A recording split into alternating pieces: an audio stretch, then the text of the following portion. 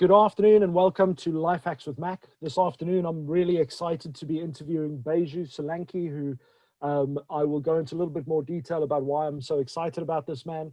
But he is the CEO and founder of, am I pronouncing it right? EnSpirit or EnSpirit Global? EnSpirit Global. So CEO of EnSpirit Global, a platform that serves to inspire, educate, and connect the entrepreneurial spirit in all of those who wish to live their best life. And I can truly say that I am running through one of his programs at the moment, and Baiju is on point. His team are phenomenal. And this afternoon, you're going to learn some real gems on how you can take things in your own life or your business to the next level. He's a trained psychologist, lecturer, speaker, and author. He empowers people to achieve their power, which is an interesting part that I really, really enjoy and like. He uses his skills as a trainer and teacher to coach, and he aims to transform the world through teaching entrepreneurial skills to business people, students, employees through the EnSpirit platform. As a former businessman of the year, so great accolade, a property investor and an experience in the realm of enterprise, Baiju is also an author, but not only an author, a best-selling author on Amazon. Is that on both your books? No, only on Change Your Game. The other one. So we've got to make an impact on the other one. We've got to make an impact there, yeah. Excellent stuff. So he's got some phenomenal. Look at that! There we go. Get those books in there.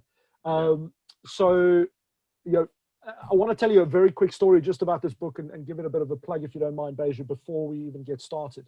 So I met Baiju through various personal development events where I was in the crowd. I was watching him on stage talking, and I've watched the transition as Baiju has grown and just really taken on the world and applied a lot of the things that he has, or most of the things that he talks about in such a way that he gets results. Now, the beauty of that is I watched him, I think it's about 18 months, almost 2 years ago now, do a talk where we'll go through a concept a little bit later where he touched base on something called the be, do, have concept. But when Baiju was on stage, he had this ability to be able to simplify things and put it in a way that the penny just dropped. And for me, one of the first times in my life that I actually, somebody was up on stage, I knew that he had this book, and it was all about changing your game. And for me, that's the mindset I wanted to kind of get into. And for the first time, I actually took the book, and it's an easy, simple read, but something that you can go and take away and apply. And I read this book from Central London at the event that we were at, and I couldn't go to sleep that night, so I had to finish the book. And for me, that is, that's a great sign of true value and things that you can take away. So I'm really excited to interview you today, Baiju, and share some of the insights and the growth that you've gone through, and help some other people go through some of those changes as well. So thank you very much for taking the time and being here today. No, thank you for inviting me. I'm looking forward to it. Thank you so much, Mike. And great, thank you for the introduction. I really appreciate it because, like I say, we met at that group sort of several years ago, and I remember you were very. You can remember when they're keen to learn. They're keen to, we met afterwards. We spoke a little bit, and like I say, we've kept in contact ever since. And since then, you've gone through a massive growth path. You put new programs out. You've had another book come out, and again, partnering with some really exciting entrepreneurs that you are utilizing and working together with to bring such amazing value to other business owners. Now, I know today, the kind of headline of what we're trying to achieve by listening to this interview today is how strong is your game? Now, just a little bit of context there, because I was talking to Baiju before the interview, and right now in the world that we live in, how strong is your game for me is a really powerful statement, because of the fact that everybody is in such either turmoil or uncertainty or kind of state of flux. We've got furlough schemes happening and changing and going away. We've got people who are in great positions and doing well. We've got other people who have no idea what tomorrow holds. So, there are so many businesses that are stepping up and coming out of necessity through all the changes that we've been through over the last few months. And I really believe this is an opportunity for people to step up and really go and change their game. And how strong is your game is a big statement. So I'm going to go into a bit of detail on that. We've got some takeaways that we're going to cover, and I'm looking forward to those. So one of them is how to be productive and not busy. Now, I know all about being busy. So, and I've seen a lot of my clients also, being phenomenally busy. And I know through our coaching and you picking me up on this one day going, why are you busy? And we'll get into that. But it was such an enlightening moment of realizing that you can be busy and yet not productive at all. Then the 3 games to make success work, and that's some key golden nuggets to make sure that if you do have a pen and paper handy, have that ready so that you can make some notes. And then focus on process, not outcome. For me, that is a huge one, especially if you're one of those, like one of my clients this week was talking about, facing up and making those calls, or just taking action. And sometimes because they were attached to the outcome, they couldn't move forward because of the fear of what happens at that point in one call, never mind 10 calls or 100 calls. So I think a vital point for us to cover. So, Baiju, if you could do me a favor and give me a bit of an introduction into who you are and just where the game is at for you right now. Well, I think you said it all in the introduction. I'm not a natural entrepreneur. I'm not a natural businessman. I wasn't one of these people that sold sweets in the playground and and crisp packets. I wasn't that. I was an academic. I was a lecturer, a psychology lecturer from when it started, way back in 19 blah, blah, blah, whatever it was. Don't give your age away. Yeah, right. And I fell into teaching by accident. I got a degree in psychology. There was a opportunity to be a part-time psychology lecturer, and the only requirement they look for is a degree, which I had. So I applied for it and got the job. I studied alongside that a sports psychology master's, and my aim was to be a sports psychologist. I taught for 4 years. I left and started a sales job just to sort of interim while I qualify my master's. I got my master's, but the sales job all of a sudden started coming to fruition. If anybody's been in sales, you realize that that's the one job you cannot survive if there's nothing on the whiteboard. If the whiteboard is empty and you've got no sales, doesn't matter. You can talk the game. Oh, you ain't gonna. And for whatever reason, I was good at it. And I thought, let me stay there for a year or two and then I'll do my sports psychology. I ended up being there 9 years. Traveled the world and earned some good money, made some great friends. But I remember there was a moment. There was a moment in 2006. I was in New York on a business trip, about to close one of the biggest deals not only I had, but the company had. And I closed the deal. It was great. Went back to the hotel. This is before mobile phones. To phone the office, to fax over the order. Bloody hell, can you remember that? To prove I got the order. And they were like, great, well done, Baiju. Take a week off, go to New York, enjoy yourself. And in that moment, I was ecstatic. 3 seconds later, I thought, is this my life? Is this it? You're kidding me. Why do I feel so empty? And the previous 3 or 4 years, I talked a great game. I'm going to be this. I'm going to go coach this. But I did nothing about it. And I realized what was stopping me. And it was the normal stuff. I wasn't good enough. Not right time. There's going to be a recession. I'm brown. No one listens. Whatever. All the stupid reasons. And flying back to London from that trip, I really looked at myself. What is the true reason? And it was just a practical thing of money. I had a young family. I thought, well, there's no point jumping from the fire to the frying pan, right? And it was a money thing. Didn't have enough savings to put away. Worked out how much I needed. I did a bit of property. I was fortunate to know a few people on property. Bought several properties, which meant that October the 14th, 2007, I got a phone call from my solicitor saying the money's been transferred.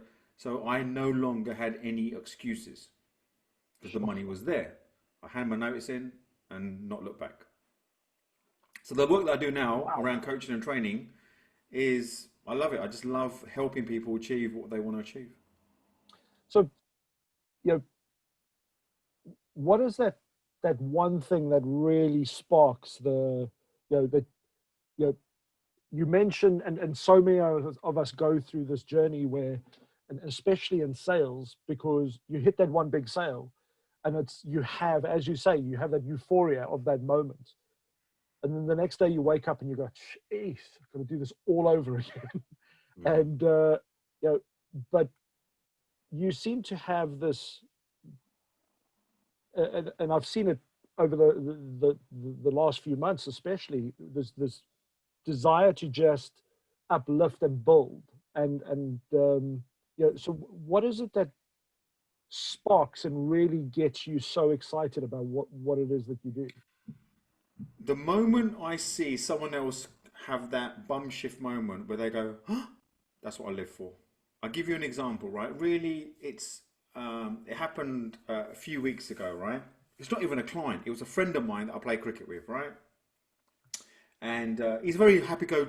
He's the one guy who he's the most positive, half-empty, glass-full guy, right? Looks at the bad side, but so positive about it. And he lost his job during this lockdown. He's a lorry driver. And we're at the cricket, just having a chat on the sidelines. And he goes, Matt, Baiju, don't know what to do, don't know what to do. I said, well, what do you know? What can you do? He goes, oh, well, I can drive. I said, well, look, people need delivery drivers. Oh, no, I don't know what to do. I haven't got a taxi. I said, well, just go and do this. Anyway, thought nothing of it. Saw him again next time. He goes, oh, Baiju, it's all, certain delivery jobs are... He's basically saying one didn't want him, one had bad conditions, all the rest of it. And I said, just keep trying. I said, you can drive, keep trying. And about a week ago, I was walking up my street. I walk up a street, sort of side road, go onto the main road and heard a beep, beep, beep, beep, beep. And this Sainsbury's delivery van pulled up for me, and it was him. He went, Baiju, Baiju, I did it. And I was so happy. I thought, this guy tried, he went out, and I'm happy for him, but that feeling you can't buy. Yeah. And it's about getting people out their own way. And sometimes, that's why I talk about the free games, is sometimes it's different for everybody. It's not necessarily they know how to do it. They know how. So why do they do it? It's not necessarily about they're not in a great space. Some people need strategy, something it's different. So what keeps me awake, what gets me up in the morning is knowing that every day I have a goal to change one person's life every single day. What I'm not attached to is knowing who that is, because I could send a tweet out or a Facebook post or a Facebook Live. Somebody will watch it that I'll never know, they'll never contact me, and one word I might have said will change their life. That's what I live for. So it's my duty to keep turning up. That's what I do. Sure. And that's extremely powerful, because a lot, and one of the questions or one of the points that you're going to cover today, I think we'll cover that quite nicely, but how sometimes we look, we go out and we try and make an impact in the world, and because we don't see the physical evidence, we can be disappointed with ourselves and think, well, I tried, nothing happened. Yeah. When you're looking for that, because you're making it about you. You've got to make it about the other person. So if you've got a service and you're doing something for someone, whether it's for a business context or selling a widget, is if you want that validation, oh, did it? Yeah, of course we want testimonials. Of course we want people to say it's great, but it's not about that. That's a nice to have, and you want it, and it gives you a great indicator, but it's about doing it because you do it. And, we've talked about this. I have the concept called NATO. And NATO stands for not attached to outcomes. So everything you do, you trust the process, you do the process, but detach yourself from the outcome.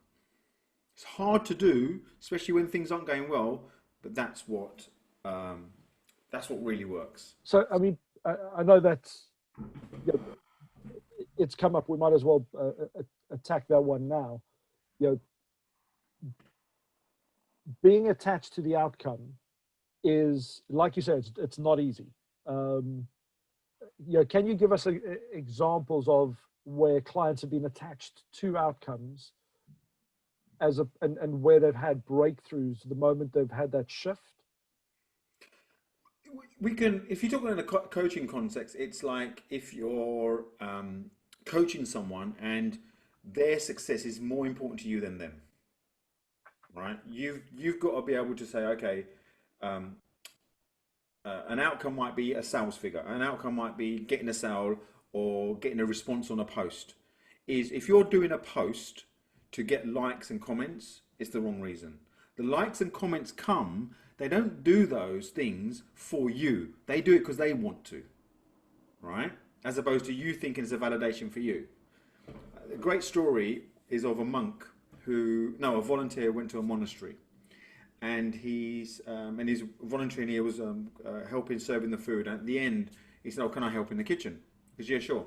So the volunteer went to the kitchen, and he said, "What can I do?" He goes, "You can wash the dishes." Anyway, he was washing the dishes, and one of the monks went up to him and says, "Why are you washing the dishes?" He goes, "Well, to clean them." He goes, "Well, stop. Wash the dishes to wash the dishes. If you wash the dishes to wash the dishes to your best ability, the result will be what the result will be. And it will be clean. But don't wash them to be clean." And it's a subtle difference there. It's you wash them with the intent of washing the dishes. The consequence will be they will be clean, but you're not doing it so they're clean. And it's the same as business and in work and in life, right? Is if you say I love you to someone, you're saying it because you want to say I love you, not because you want them to say I love you back. Yeah. You're not doing something, it's unconditional service. And it's asking yourself, if you're doing something for a response, the energy needs to shift. So there's probably examples that I did the talk where you read my book on the train on the way home, right? Do I want everybody who listens to my talk to read my book? Of course I do. But if I'm saying, well, unless I have evidence that 5 people from that room read my book, that talk wasn't a success, then I'm going to think, well, I've got to change my talk or I've got to do something different. No, I go and do my talk to serve. What happens thereafter, you've got to let the ether be. Yeah. And I guess that, I mean, you were talking about sales and being in the sales game, and that's like, when you've got, everybody knows you got to play the numbers game, and you got to make 100 phone calls, and you get your kind of results out of that. And it's enjoying that process of making the phone calls, not about that outcome of each and every call, because that's where the hurdle comes in and the blockage. It's like making that phone call, say it's a sales call, you make that call and the intention is to serve that person. Now you might believe them buying your product serves them, fine. But if you go in with the intention of this is only going to be a success if I get an order at the end, you're making it about you. And it's a very subtle difference. It's like a Rizzler paper difference. And people might think, hang on, if you're selling and not looking for the order, you're not a good salesman. It's a difference. It's about being at service for that person. And if you're speaking to the right person, doing the right things and presenting the right way, the result will come. And sometimes the result is not a sale, and that's a good outcome because you learn something or there's other lessons to be learned in that context. Absolutely. I think taking some time to digest that and going to put that into practice, because that was one of the tough things I know I struggled with one of the things that you talk about often is the micro goals, and for me, I was sitting there going and I was setting myself up for failure because of the fact that I was looking for the outcome, and my goal was the outcome as opposed to the process. So before I even started, and I'll give you an example. If I wanted to speak to these 5 customers, now the reality is I had no control over whether they were at home or at work or available or traveling or what their circumstance was. So at that very point in time of me calling them and then them not answering, I'd already set myself up for failure whether they were answering or not, because I was putting myself in a position where uncontrollable things were going to be the destiny of my kind of desired outcome. But knowing that I'd made those 5 calls was a different outcome altogether, because I sat there and I was like, I actually spoke to so-and-so. I didn't think they would even answer. So really, if you're watching this, take some time out to just go and apply that and go and practice that. And make sure that, what is the easiest way to know that you're not attached to the outcome, Baiju?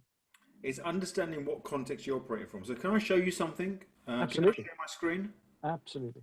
Perfect, great. So I talk about the context you're operating from. And this is, if you understand this context, then you'll start to understand how to detach from outcome. So when we grow up in life, we're often asked what we want from them. What do you want to have? Okay. Yeah. So then if you know what you want, then you know what to do. Okay. So examples of, these are the actions, these are the results. So the results is what you have, right? So we can list some things that we want: success, money, relationships. It could be, be a doctor, be an engineer, be a property investor, be someone who's married, whatever it is, right? So then we automatically go to the place, what do I need to do in order to have what I want? So if I want success, I want to start a business. If I want money, I have to get a job. If I want relationship, I have to go dating. And you're attached. And you can see the attachment there. So let me ask you, Mac, right? You also run an alarms business, correct? Correct. So if I said to you, find out in the world who's the best alarm salesperson, the record sales, whatever they do, and I asked them to give them the blueprint of what they do every day in order for them to be the best salesperson in alarms specifically, and gave you that blueprint, and you copy that blueprint, would you have the same success? I would assume so, but I'm not, unless I understood, I guess, the context. It's like having a recipe for a meal, but not knowing what order to put them in. Yeah, or even if I gave you a recipe for a meal and the order and the instructions and gave that same recipe to 10 different people, would you end up with the same meals? You wouldn't. No. It'd be slightly different. The pastry would be theirs, they'd be cooked, all the rest of it. So we live in this world where we're constantly looking for information about the how. How do I do something? We Google, how do I? Because we believe if we get the how, we get the results we want. And it's not always the case. So what we then need to do is understand that we're not operating from the context of who we want to be. We're operating from the context of what we want. So what do I want? I want money. I want relationships. I want this, right? What do I need to do? If then you don't get the money, you often change the do. Yeah. And you might, actually the do might be right. You just haven't done it enough. Or if you think I don't want to do anything different, you change the how. You might up your target or lower your target. So when we talk about B, the context you live in, what we really want, generally happy, content, free, is you never ever reach there because you're constantly changing what you're doing because of what you want, because you're not getting what you want. And sometimes when you do get what you want, you don't do it enough, and then you don't spend your time in the happiness or the freedom or the contentment long enough, and you go back to oscillating between do and have. So we live our life this way. From what it is from looking at you from right to left. Yep. So how do you detach yourself from the outcome? You start living from the context of be. That who I'm going to be, live from that context and live that way. So decide today who I'm going to be. I'm going to be someone who serves someone to explain. In your context, I'm going to show an inquiry how using these alarm system will help their life better. And that's it. Right? The irony is this, is that the list of do's you would do from that context is the same as the other context. So what you do day to day looks the same, but you're coming from, then you're no longer attached to the outcome. I'm going to be at service. I'm going to be happy. I'm going to be free. I'm going to do this. And that's where I'm going to do it from. And when you operate from that, when you operate from that context, you can start detaching yourself from about the outcome. And it's a very powerful, sometimes you look at it and think, oh, okay, yeah, I'll do that. Not really. And I think it landed for you, didn't it? You sort of looked at it several times, then it landed for you. What was the shift for you, Mac? For me, the big thing was where the penny dropped was you used an example of an Olympian. And I sat there and I was like, what do you mean? And you explained that, if I look at an Olympian and they might have a certain physique, and I look at it, I want to have that physique. Now, along with getting that physique, you have to do a lot of things to be able to get up in the morning and go and do 5 hours training and all these things. And eventually I just give up because I'm like, okay, well, maybe not quite that physique. I don't want 8-pack, or maybe I'm under, downgrade to a 6-pack because this is too much work. And then eventually I'm just going to, downsize again because, I'm going to settle for that 1-pack, because trying to keep up this mad training thing, and then I'll try a different training program and somebody else's training program and keep moving it. But when I realized that, well, hold on, when you said you've got to start from the B process, that if I'm saying to myself, I am an Olympian, then it's not a choice about the do, because an Olympian just does the stuff they have to do to get the results. So they tweaking minor little things. It's like, okay, well, I'm going to change my breathing slightly. I'm going to do these things. Where for me, just, trying to have that Olympian look, but not being an Olympic athlete, or the mindset, means I'm failing, and I'm just giving my mind the wrong info the whole time. Yeah, and the Olympian, of course they want the result, but they know what they've got to do today. Who do I need to be? This person trains this way, eats these foods, says no to these things. Yeah. And then at the start line, when they're about to compete, they can say, right, have I been the person I need to be? The result will look after itself. If they win, they win. If they don't, right, someone was better on the day. The win wasn't right, whatever, but they can live with themselves. And that for me was the penny drop, because it was, when somebody asks you, okay, well, why don't you do this? It's like, well, but it's simple, and an Olympic athlete doesn't do that. They don't go and eat the crisps and then go and do this and then go to the pub. But that's an Olympic, it's just that simple. An Olympic athlete doesn't do that. So if you know who you are and what you want to be, then straight away, little things like, if I want to be happy, like you just mentioned now, and I'm going to go and get absolutely slaughtered at the pub.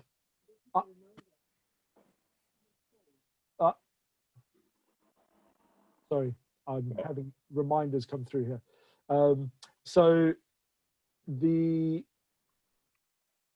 I know that if I'm going to go to the pub and I'm going to go get absolutely mentally, inebriated, I'm not going to be so happy in the morning, because I'm going to be struggling. So it's like, well, yeah, happy. Well, I kind of know what my limits are, because I'm a happy person. That's just what I do. I don't want to be unhappy. So the choices are easier. Massively easier. And it's easy to say no to stuff as well, because it doesn't fit with who you want to be. Absolutely. Sure. So yeah, if you're watching this, go and just figure out who you want to be. If you can start from that perspective, the whole world changes. And it's not necessarily from, people might think, okay, I know who I want to be, but it's really then living that. If I want to be someone who's healthy, you don't then say, oh, go on then, I'll have a Big Mac.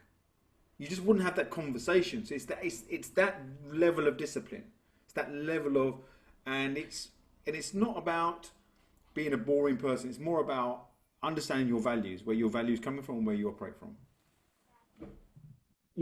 We've covered that be, do, have, and I think it is one of the most essential concepts to understand in order to be able to look at what you want to have and what you have to do on a daily basis. Now, you mentioned how to be productive and not busy, and I think that will play into that. But talk us through that.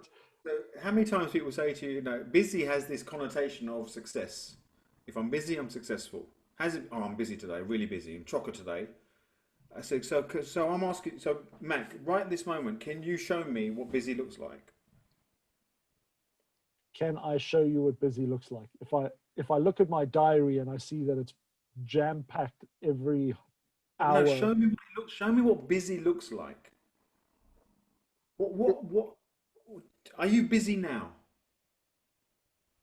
I'm busy having a conversation right now. Does it feel busy? No. No, you've got this. We're recording this, and once you've done this, you've probably got another thing to do. Make a phone call, do something. But you're just doing what you're doing in that moment. You might have a packed day, but don't, you're not busy. Busy, what does busy look like in there? If you had to draw what busy looks like or tell what busy looks like to an alien, how would you explain it? Does it look productive or unproductive? Does it look headless chicken? Does it look calm? Does busy look Yeah, efficient or does it definitely look, headless chicken. yeah? So we say this, we're busy. When someone says they're busy, I said, you're a mug. I said, why do you want to be busy? I said, why don't you be, instead of being busy, say, I'm going to be productive and effective today. So you've got to say to yourself, well, what is my intent for today? My intent for today is I've got 5 of these phone calls to make to potential clients. I've got to create this content. I've got to contact that manufacturer. I've got to record this video. And if you're sensible, at the start of the day, you'll have slots. You won't have all of these things in 1 hour. Right, at 1 o'clock I'm doing the recording. At 2:15 I've got that. So you've got to say, okay, that 1 o'clock recording, I'm going to allow myself an hour, it's 45 minutes, give myself, a bit of a cushion. So you're Yeah. not busy. You're just doing what you're doing. As soon as you change the reframe to yourself, right, I'm no longer busy, I'm just effective and productive. As soon as I get busy, I ain't effective. I ain't productive. No way. So And I talk about, actually talk about that. It's a reframe. So if you start saying, I'm not going to be busy anymore, what does that look like? You say, right, when I plan, I respond. If I'm relying on other people's activities, what do I need to do to make sure they don't impact my day? I'd rather be productive and effective than busy. It's just a shift in mindset. And when I hear someone says busy, conceptually, I say, well, you can't be very efficient. Oh no, I'm really busy. I've got things to do. I recorded a podcast this morning. I had 2 sales calls this morning. I've got a call after you. I'm doing your thing. I recorded a podcast. I launched a podcast today. Now, is my day packed? Yes. Am I busy? No.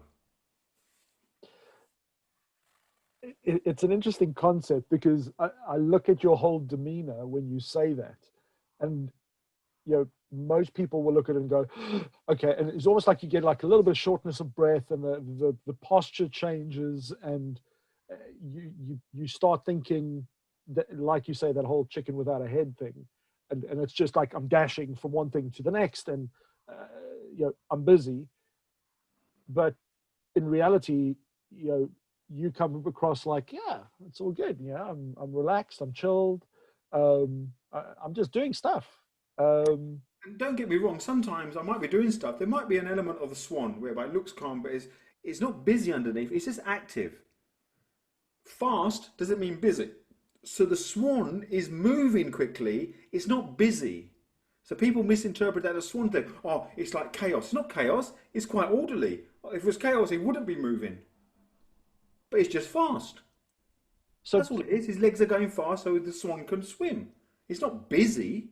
yeah, an interesting concept for me is busy people tend to, and I know you and I have had this discussion in the past about timing, and being on time, being organized, because if you're organized and you know what's happening, it's just a matter of following through and doing all those actions at wherever you're at.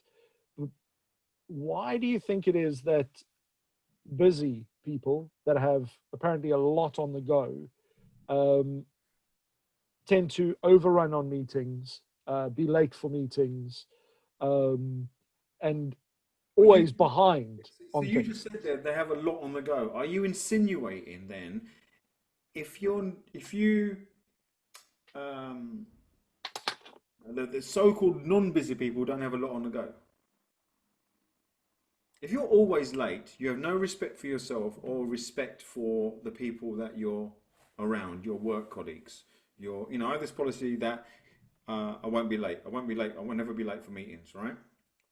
And I tell my clients that at the very start. I said, any meetings we have, I will never be late. I expect you never to be late as well. And when I say late, I mean if you're 1 minute past, you're late. And I said it's not about respecting my time and I'm so important. It's nothing to do with it. It's about respecting your own time, right? I will not expect you to stay longer than expected because I turn up 15 minutes late, so I expect you to stay 15 minutes longer so I can deliver what I need to deliver. How's that respecting you? So in the same way, if it's a 3 o'clock meeting and you rock up at 10:20 past, what does that, oh, I'm sorry I'm late. What does that do for the other people and do about me? So I've got to ask you a question here. What's your kind of, because sometimes you are trying to respect somebody's time by not cutting them short, but you realize you're going to be disrespecting somebody else's time by being late. What is your kind of best way to handle that situation where There's two things happening. There's one about, I don't want to disrespect this person by cutting them short. Who's cutting them short? You're just having a conversation, allocation of time. If you didn't accept their expectations, that's your problem. Yeah. If they think they had half an hour and you think actually it's only 15 minutes, that's the thing. That's how you set the expectation. So then if you do that, the second thing is irrelevant. That won't happen. So it's not try and solve this. It's not about now how do I solve the other problem of not being late. Well, all you got to do is solve the first problem. The second problem doesn't occur. Yeah, I know that's something that I'm still learning, because sometimes I my intention is always to start on time, but sometimes somebody will say, as an example, just one more. I know you've got to go. Just one more question, and then I'm sitting there going, in what context does that happen? Does that happen in a? Because I guarantee, if you make a decision now, I will never be late now for anything. You now have to set something up to ensure yeah, that if you told someone to be there at 3 o'clock and you've got a 2:15 conversation, that you go, hang on, I need 15 minutes to get there.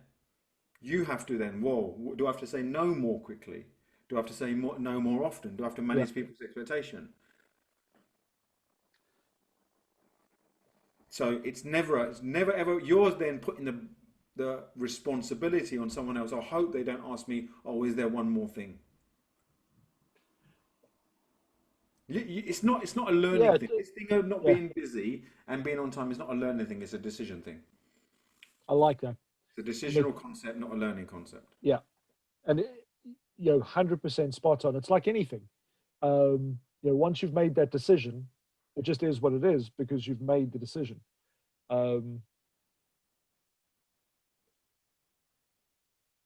The next one, the 3 games. So, the 3 games that make success work. What, take us through that, because. So again, I'll show you my screen really quickly. This goes back to the title, we talked about strapline is how strong is your game. So what is life is a game, right? Yeah.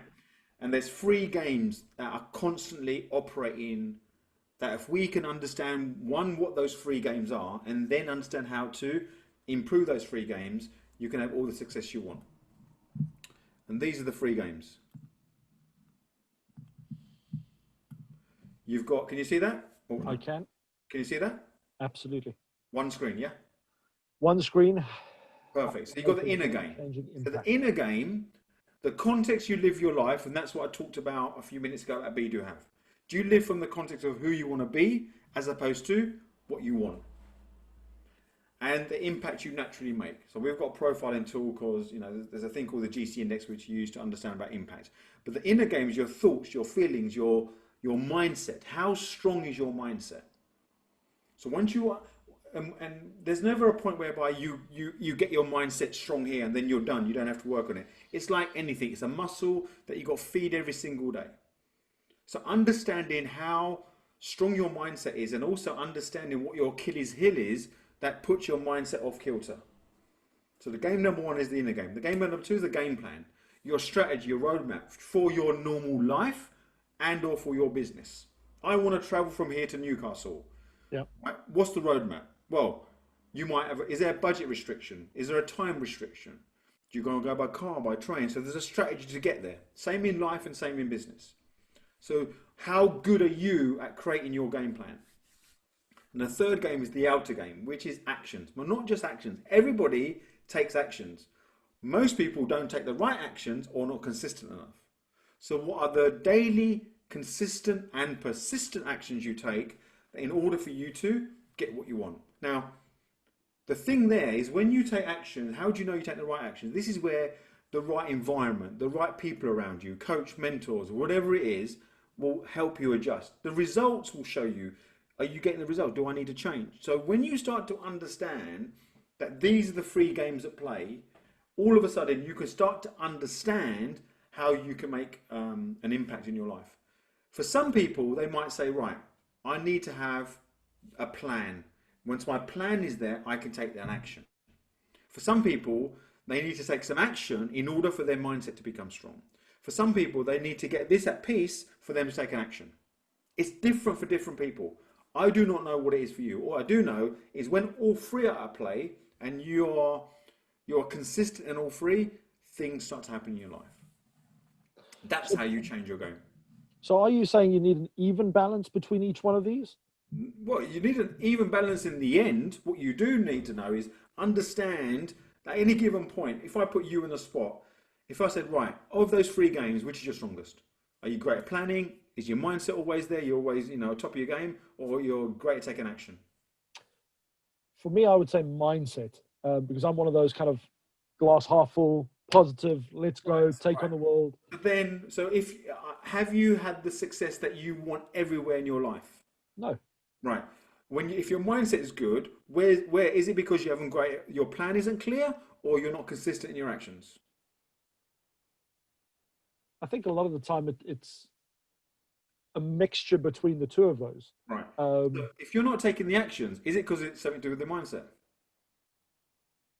If the plan isn't clear, what's stopping you getting the plan clear? Is it saying going on with the So 9 times out of 10, what I find is the other areas might be the issue, but it might be linked to where you're at here, or it may not. I don't know.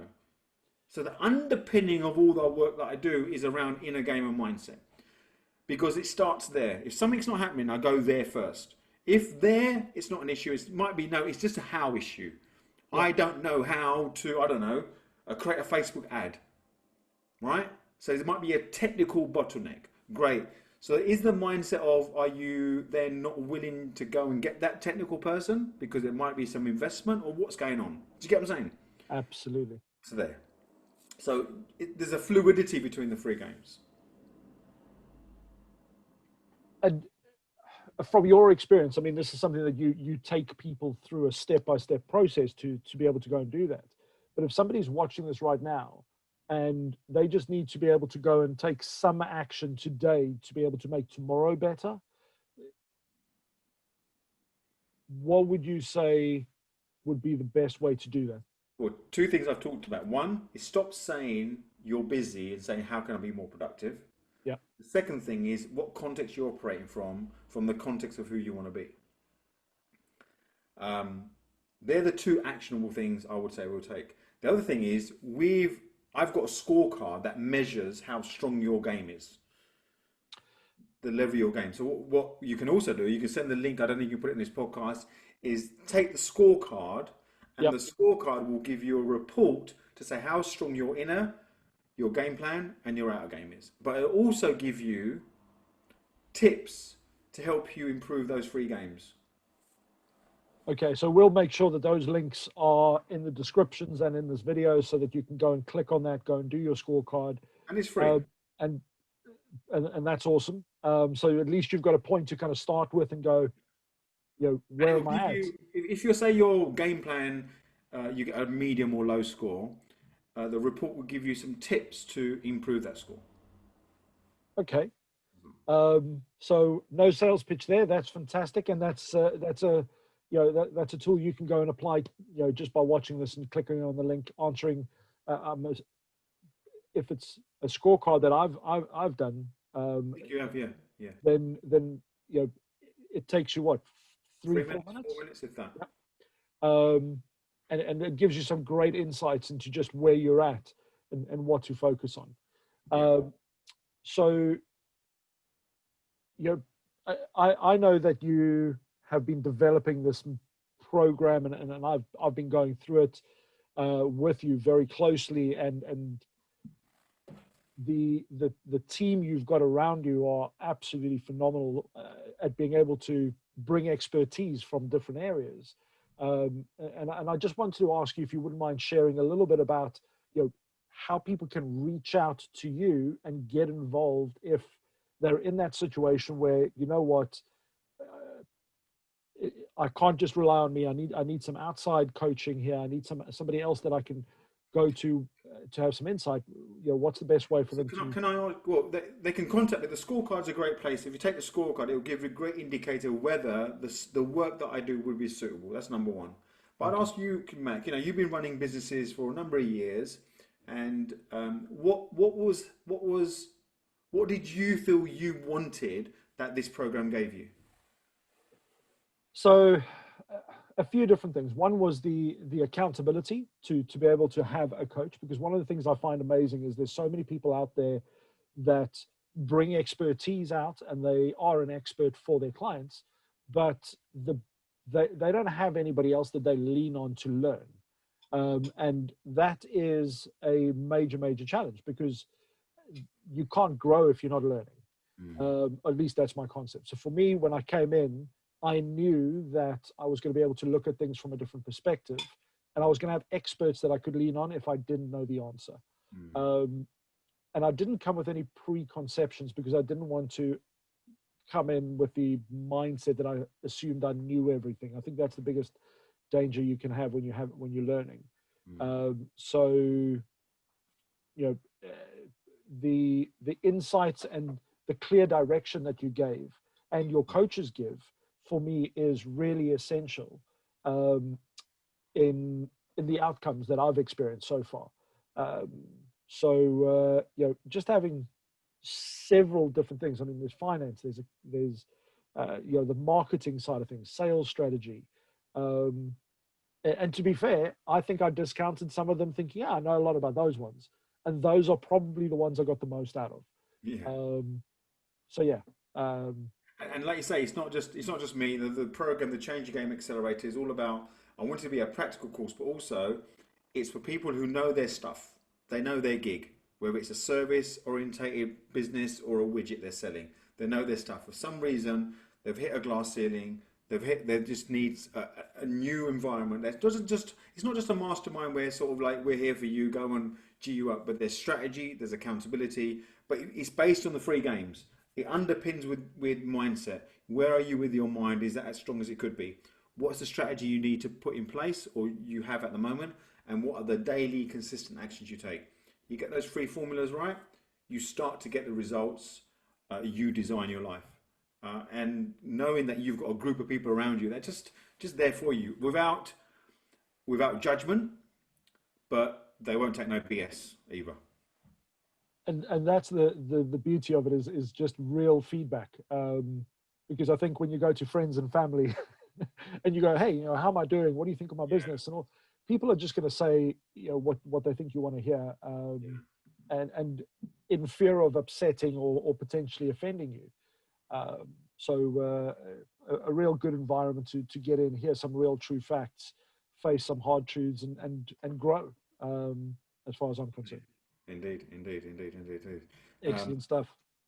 You were going to say, no, I was going to say, like you say, it's very easy to presume that it's not necessarily more knowledge people need or another strategy. We enhance those strategies, but sometimes what I found in my life is this, right? When I went to a seminar workshop, when I learned a new concept, a new strategy, a new tactic, that wasn't a correlation with me getting more success. When I was being held accountable and mentored, that correlated with me being more successful because it's that environment you're in. It's the understanding that um, when you have people around you that have your interest at heart, but also give you tools and techniques to do what you do best, not just what's from a crib sheet, yeah, you start to get the results you want. uh, I, I, I think, you know, you've answered so many great questions today, given us some golden nuggets that we can go away and apply today, and move from busy to productive, which it's really annoying when things sound, you know, you're expecting things to be so complicated and then it's so simple. I challenge people that people listen to this. I challenge them, right? For 1 week, say, right, today I'm going to be productive. What does it look like? What does productive look like today for me? Who do I need to say no to? Where do I need to block time for? And what would success look like by the end of today? And it doesn't mean you forego the tasks you want to do. It doesn't mean you compromise on your standards. It means you up your standards and not become busy anymore and start becoming effective, productive. It's the mindset is more of a relief. You'll feel a weight off your shoulders as well. Baiju, I want to thank you massively for spending the time this afternoon, investing it, just coming from a true, just um, it's lovely to see when somebody is coming from a true place. They're not, just saying stuff because they're trying to tell you what you want to hear. So, these are real principles. I've seen Baiju grow, put these things in place, get action not only for himself but for so many other people. So, go and apply these tips and tricks that he's gone through with you today. Reach out if you feel that this is the right thing for you to do. We'll make sure all the links and all the info that you need to be able to go out and connect with Baiju on social media, as well as on the website and any other means. So you'll have all that information in the descriptions below. Baiju, thank you so much for taking the time today. No, thank you, Mac. Thank you for inviting me Massively appreciated. On your life hacks. I love it. I love the name, and I hope people get value from this. And listen, if they want any more sort of just to reach out, and more than happy to have a chat. Excellent stuff. Thank you very much indeed. Take care.